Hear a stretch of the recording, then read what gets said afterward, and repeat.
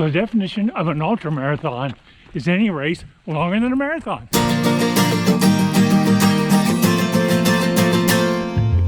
Hi and welcome to the Ageless Runner. I'm Ralph.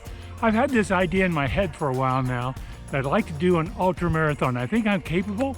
I just need to train for it and do it probably next year. What I'll probably do is a 50K. That's 31 miles. That's one of the shorter ultra marathons that you can find races.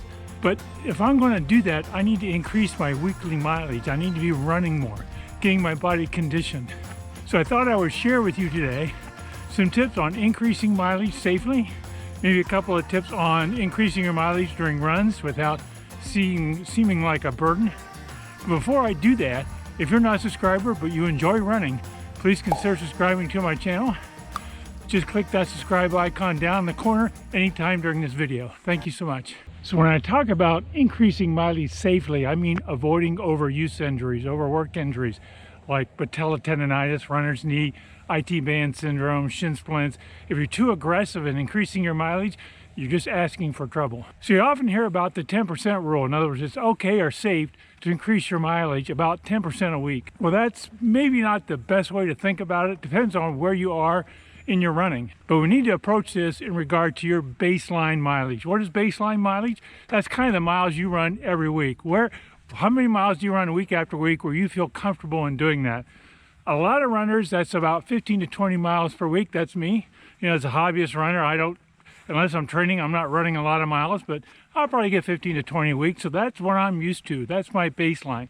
Now, for some reason you're running below your baseline, maybe you're traveling, didn't get to run, or maybe you ran a race and you're taking a couple weeks off and you want to get back to your baseline. It's okay to increase it more than 10% a week. You could do maybe 20% if you're just trying to build back up that level that your body's used to. So that's okay, go over 10%. But once you get above your baseline, that's where you really need to be careful. Now, the 10% rule doesn't work real good above your baseline either. For example, say your baseline is 20 miles. You're going to be increasing 2 or 2+ miles every week. In 4 weeks, you'll be at 29 miles. That's a 9-mile increase, a 45% increase in only 4 weeks. That's pretty aggressive, and your body may not be able to handle that aggressiveness. A better rule is maybe cut that in half, 5% a week or 10% every 2 weeks. That'll allow your body to gradually become accustomed to those increased miles and strengthen easily and not injure yourself. Now, there's 2 other things you can do. You don't have to do both. You at least ought to do one of them that I'll talk about here in a second. When you're increasing mileage, you ought to occasionally have a steady state week. By that I mean run 2 weeks at the same mileage. So you run along, you start at 20, all of a sudden you're up to 23, 24 miles. Run 2 weeks at 24. That gives your body a little chance to catch up, kind of recover and strengthen naturally. The other thing you should definitely do, you should do this whether you do a steady state week or not, and that's have a recovery week. About every 4 to 6 weeks, cut back your mileage anywhere between 15 and 30%. For example, I'm running 30 miles, I built up to 30 miles, and it's been about 6 weeks. Next week, I'm going to run maybe 24. I'm going to cut it back 20%. Again, it allows your body to recover, heal, and grow stronger gradually. So it's cold out here today. It's about 23 degrees Fahrenheit. It's affecting my lips. My words may sound a little funny. I apologize for that. I do have a few tips on how to increase your miles without feeling like you're increasing your miles. Tip number 1 is add 10 to 15 minutes to your short run. I typically do 2 short runs a week, about 30 minutes. Today I'm going to do 40. I'm going to add 10 minutes to each of my 2 short runs. Eventually I'll probably add 15. So if I get up to where I'm adding twice a week an extra 15 minutes, that's like getting a 3rd short run in without doing a 3rd short run. So that's just a little way you can add some miles without putting in an extra run. Now, next tip, of course, is add runs. You could do 2 short runs in a day. Go do a short run of 30 minutes, go home, take a rest, drink a cup of coffee, go out and do another short run. Now, you may be thinking, well, I'll just run an extra day. Now, you can do that. That really depends on your level of fitness and your conditioning. I'm not going to do it at my age and my fitness level. I'm not going to run 2 days in a row. I need that recovery day. I need that day off.